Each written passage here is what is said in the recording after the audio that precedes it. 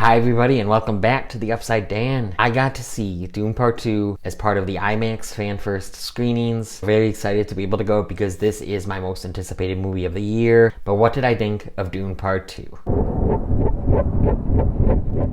So I have not seen it in 40X yet. So this is just a movie review. I do plan on seeing it in 40X, so definitely subscribe, hit that notification bell. Primarily, I am the 40X guy. They want to see if I recommend something in 40X. Like I just recently had Madam Web, my short on the 40X experience, and if you should see it in 40X, or, you know, if you should see it in any format ever. You probably know the answer to that. And I'm someone that liked Madam Web more than most. Now, I didn't like it per se, but I didn't think it was as bad as everyone was saying. Make me your 40X guy by subscribing to my YouTube channel. The 3rd annual Rubber Duckies Film and TV Awards are up on the Cinema Squad channel and Sean's channel, Lost in the Reel. All links to that, my Instagram, my Letterboxd, the Cinema Squad's Instagram, the Cinema Squad's channel will be down in my description. Thank you so much for all of your support. I really, really appreciate it. Now let's get to Dune Part 2. And what did I think of it? First, just let me say, I loved Dune Part 1. Surprisingly, because I'm usually not like some sci-fi, fantasy, epic kind of person. Like some hot takes. I'm not huge on stuff like Mad Max and Blade Runner and, Lord of the Rings. But anyway, so that was just surprising that I loved Dune Part 1 so much. But does it carry over to Dune Part 2? And the answer right away, just yes. I think Dune Part 2 is such a great follow-up. It's an amazing sequel. I would say in a lot of aspects better than Dune Part 1. It's bigger. It expands on the lore and the world building. The lore and the world building, though, is what so much intrigued me. And the visuals. I love the visuals as well. And not that every movie that has amazing visuals is some great movie, just because it has amazing visuals, but I do think that the lore and the world building is so deep and complex. I bought the book to read, even though I'm not a huge reader, but I do hope to get into reading. I do want to see how the book compares to the 2 movies. But yeah, the lore and the world building, I definitely just have to compliment so much. I think that they do a great job adapting what I know about the book and what I hear. And the visuals, like I said, top tier visuals. It's a masterpiece visual-wise. Denis Villeneuve and his team, the cast and the crew, they all do an amazing job to put together this film. And the sound design to go along with, especially the worm riding, but everything, the sound design is just phenomenal as well. It feels like you are on these worms as well, traveling through the sand. You can almost feel yourself moving. It's almost like even on IMAX, I just felt like I was there. The worm scenes were just an incredible feat in filmmaking. Not just the worm scenes, so many of the action scenes and even the downtime. It's so great because you get to realize what this lore is. It's confusing, it's deep, it can be, you know, a lot of different words that you don't really know. You definitely should see Dune Part 1. Dune Part 1 is a huge setup of the world and the lore and the vocabulary. It's just such a big setup movie and it's so important, so definitely see that before this. The book probably helps as well. It's one that I've heard is such an unadaptable book, or almost impossible to adapt. Denis Villeneuve and Jon Spaihts, who wrote the screenplay with him, they adapted Frank Herbert's book just really well as far as I can tell. Like I said, I have not read the book yet. What I hear from other people and other reviewers, they said it's just a great adaptation. One of the more perfect adaptations we can get of this sci-fi book. Everyone did a great job. The cinematographer, the sound editor, the sound across the board, just amazing. The action is really fun, and I think that they did a really good job with the hand-to-hand combat.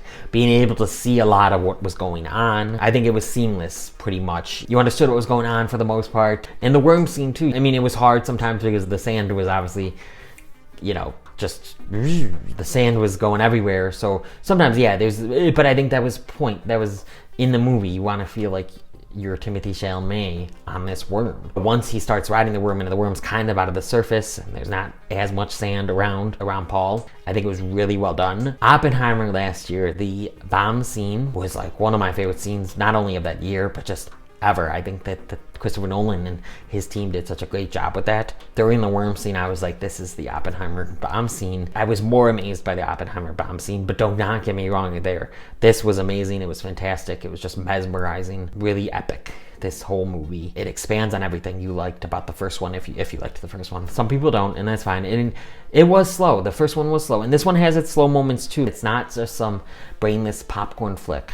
Neither of them are. It has deep messages and deep themes about the Messiah, religion, different religions, different viewpoints on those religions. Game of Thrones type kind of thing with like political intrigue. It's much deeper than some just blockbuster popcorn flicks. And I love my blockbuster popcorn flicks, don't get me wrong. Pretty good character development in here too. I definitely felt the characterization more in this one even than the first one. And I just think the performances in both Dune Part 1 and Dune Part 2 are just top notch, all across the board. Everyone puts a lot into these characters, into this world. Timothée Chalamet, this is one of his best, if not his best performance. And I love Timothée Chalamet. I've seen a lot of his movies. So I've not seen some of his early work, but everything I've seen him in, I pretty much like that movie. Dune 2 though, I think is one of, if not his strongest performance, and that can go across the board for a lot of the actors in this movie. You know, Timothée Chalamet, Zendaya, Rebecca Ferguson, Javier Bardem, and he gives some really good comedic lines as well. He was really funny. Don't expect like this to be a comedy, obviously, but there's definitely some funny bits, especially with him. Austin Butler was a scene stealer. We had Léa Seydoux, Josh Brolin, Dave Bautista, Stellan Skarsgård. We had Florence Pugh, which I was just so happy to see. She's not in it that much, and neither is Christopher Walken, but I actually thought they were in it more than I expected after hearing people say they weren't in it that much.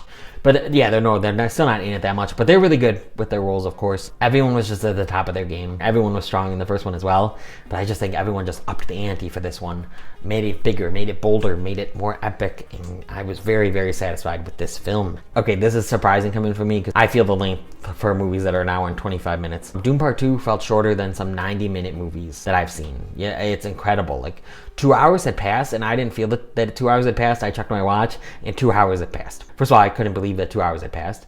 But then I was like, there's only like 40 or so minutes left. I don't want this to end yet. That's how much I was so into this movie, into the lore and the world building and the characters. I do have little flaws here and there with some of the characterizations. I don't want to get into anything, but some of the arcs I wish were more realized or seamlessly improved or seamlessly, yeah, I don't know. I hope I'm making some sense to people that have seen it. There's small flaws. Like, it's very close to getting a perfect score if it doesn't get a perfect score for me. I absolutely loved it. I think this one definitely leaves something open where we could get more. I want to be vague, not as specific, which is what vague means.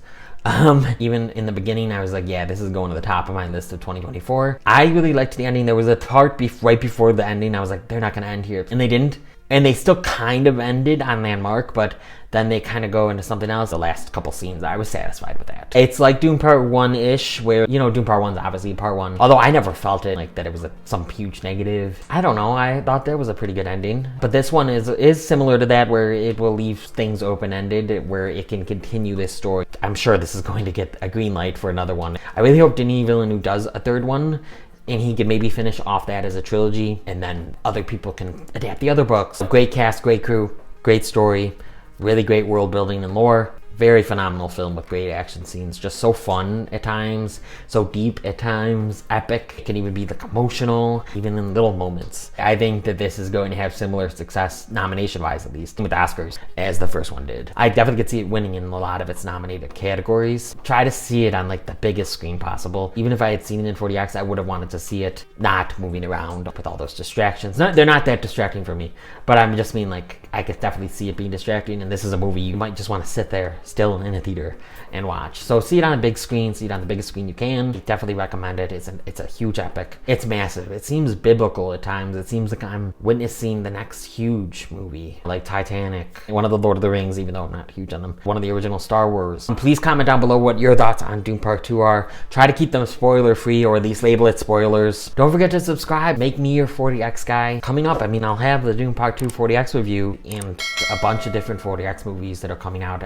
I try to see them all. Demon Slayer I didn't see because I have no interest, but also, I mean, I haven't seen any of the Demon Slayer stuff, so I would be lost. But I usually try to see like everything in 40X and get a review out for you guys. I hope you guys are enjoying my content. I do enjoy making it and putting it out there and helping people decide if something's worth it in 40X, something's worth it to see. So keep an eye out for my Dune Part 2 40X review. I do want to release long form videos along with the shorts, but lately I'm just trying to get back into the groove of doing both. Bear with me, have patience. Thank you so much for having patience already, and thank you so much for all the support that you've given me. I like really appreciate it, truly. But what would I give Dune Part 2?